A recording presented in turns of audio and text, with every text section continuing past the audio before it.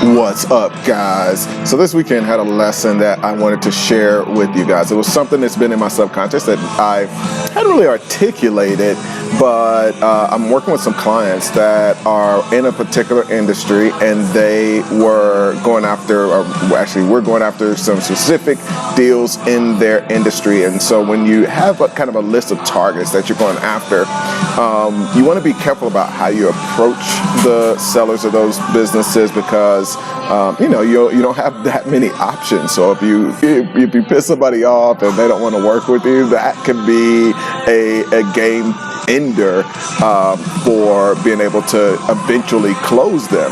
And we all know that there are only three things that happen to any business. You're either going to sell it, you're going to close it, or you're going to pass it down to somebody in your family. So we know that even if they don't want to sell right now, eventually they will sell.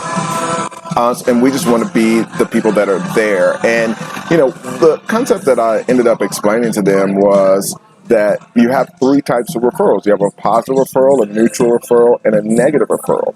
And this came up because we have really our number one target, and we have an inside track where the client has a friend that is basically does contract work for the owners. And so we're like, oh, this is great. It's always better to have a warm lead in than it is to deal with somebody as a complete stranger.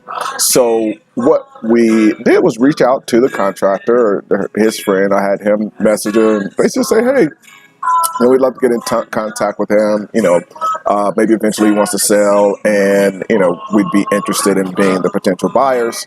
And she was basically responding like, he definitely doesn't want to sell.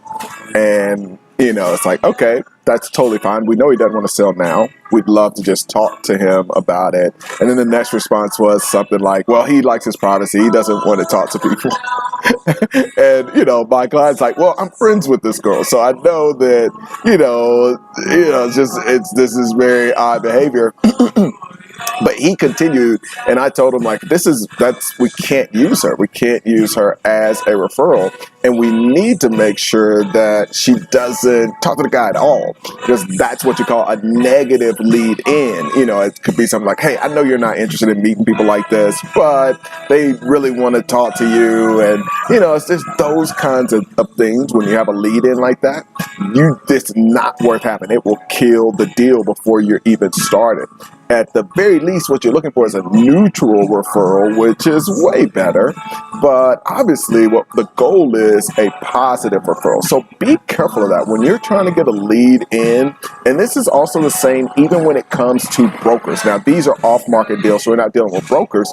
But this can be something where you're dealing with a broker. You give them an offer, and they tell you how terrible the offer is. Well, now you've got a leg down, because they're going to go back to their client and say, oh, this is a terrible offer. Really professional brokers won't do that, but in some cases the broker realizes they're not going to get the commission that they wanted because of an offer, and there may be some ulterior motives. But whether you're dealing with a broker or you're dealing with a referral, you have to make sure that the person is going to either just not say anything and introduce you, or be a positive referral. And if you get any hint that somebody's going to give a kind of negative vibe when they give the referral, it's better to cut them off, not have them mention anything that you're even interested or going to talk to the person.